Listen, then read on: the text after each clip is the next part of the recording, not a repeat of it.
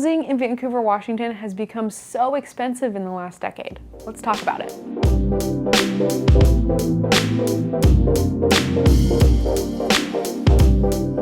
Hey, welcome back to Living in Vancouver and Camas, Washington YouTube channel. I'm your host, Hannah Dubyne, and I'm grateful you're here today because we're talking about a very important community issue, which is housing affordability.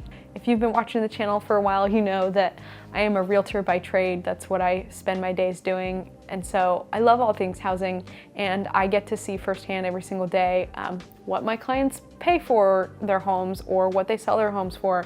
And I see what their payments are. And I know that housing in Clark County these days is really, really expensive. So I think it's something that we should talk about.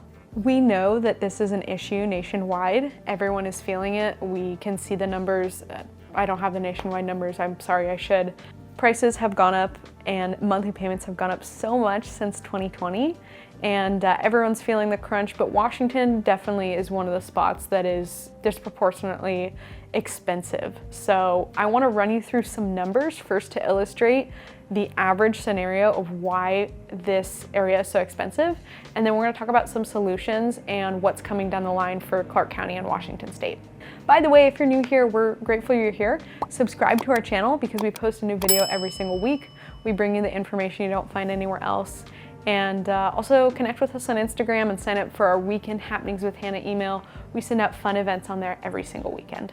Okay, so I have some quick numbers for you. We'll put them up on the screen here too. I'm gonna look down at my laptop because I don't have them all memorized. So first, the median home sale price is what we need to consider here. I choose median over average a lot of times because average gets really pulled up and skewed by those luxury high-end homes that sell for $2, $3, $4 million. And so median is usually a more accurate reflection of the price. The median home sales price as of right now, mid-2024, is $540,000 in Clark County. $540,000. That is a high number, right? $540,000 is not cheap. The median income for a household in 2023, that is the most recent data I could find, was $90,115. $90,115 between, two people that live in a household and both bring in income. So 20% down payment on a $540,000 house is going to be $108,000. Now, full disclaimer, you can totally buy a house with less. You can buy it with 0, 5, 10%, and we have clients that do that all the time. But I'm just going to use 20% for the purposes of this scenario because it's a number a lot of people think about, and it helps you not get PMI, which is nice. Private mortgage insurance, for those of you who do not know. $108,000 is not a small chunk of change, and depending on how much room you have in your income, that could take a really long time to save. Some people feel like they could never get to that savings. Property tax for a house at $540,000, my average somewhere in Clark County is gonna come in at $4,500 a year. And then homeowners insurance has gone up a lot the last few years. I have it at $1,890, $1,890 a year. Could be a little bit more, could be a little bit less. Interest rates today, 7.1%, 7.1%, okay? So that makes our payment for this scenario $3,436 a month. That includes property taxes and homeowners insurance. So that's your PITI, principal, interest, taxes, and insurance. The monthly income you're gonna have if you make the median income of $90,115 after federal taxes, right? This is your take home. After you pay the government, you get $6,347. So you get $6,347 a month, and your payment on your house is $3,436 a month. So if we're looking at the DTI, the debt to income ratio there, which lenders look at it pre-tax, but logically we should be looking at it post-tax, right? Because that tax money is not yours. That's 54%. 54% of your income is going towards housing if you make the median income and the median sale price of a home. That's too much. I mean, most people would not feel comfortable with only having 45% of their income for everything else: retirement, trips, kids, pets, emergency expenses, savings, food, gas, like insurance, all the other things that we need to do. Chances are you probably wouldn't qualify for the loan, but when you get with a mortgage lender, they're going to qualify you based off of your pre-tax income, and so their DTI number is going to be lower, but you have what you have But we know that the government's gonna get their money either way, so really we should be thinking about it post-tax income. 54% is just not affordable. So when I think of solutions and what's coming down the line for Clark County and affordability, I think it's a really complex topic, and I don't think there's a quick solution. It's not like, oh, there's only one thing that needs to be done and all of a sudden it will be fixed. It's not that simple, unfortunately. I found a good article about Washington's 5-year plan on affordability, which we'll link down below. You guys should take some time to read it. I have a highlighted section I'll read to you here about affordable units in Washington. Washington has 155,214 units for low or moderate income households, but as of 2019, the state had more than 700,000 households at this income level, according to the report. So there is a disparity there of 550,000 households that needed more affordable housing, but they didn't have it, and that's a problem.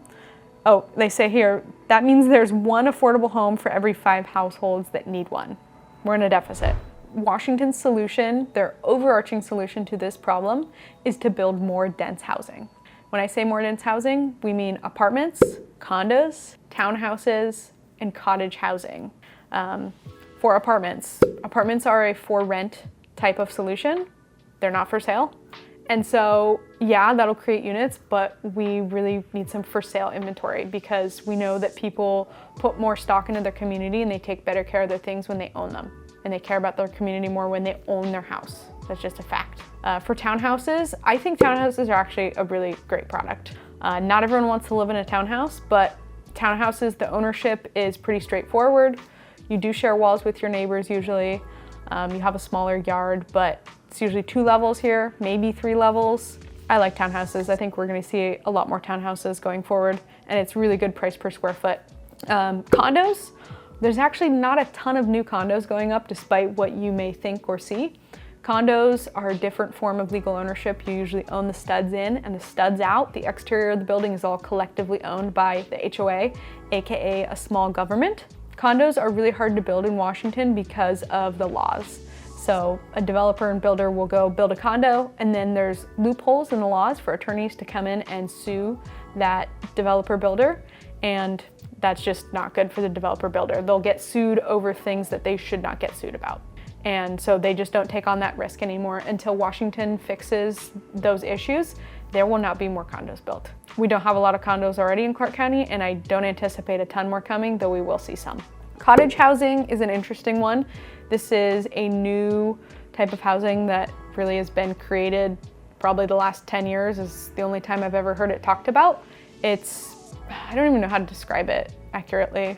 It's like single family home ownership kind of mixed with a condo. I'll put some renderings here of a couple cottage projects we have going in Clark County. I'm gonna be honest, they haven't been super well received so far, and they're really not that affordable. They are an interesting mesh between an apartment, a single family house, a condo, kind of weird.